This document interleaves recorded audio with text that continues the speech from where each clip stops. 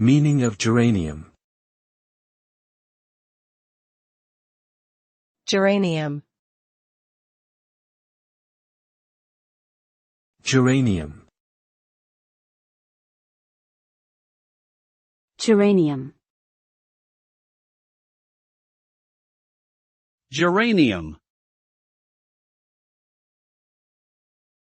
Geranium is a genus of flowering plants that belongs to the family Geraniaceae, which includes around 422 species of annual, biennial, and perennial plants. The name geranium is derived from the Greek word geranos, which means crane, referring to the shape of the plant's fruit.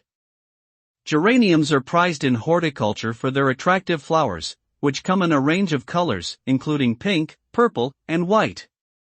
They are also used medicinally for their astringent properties and have been shown to have antibacterial and antioxidant effects.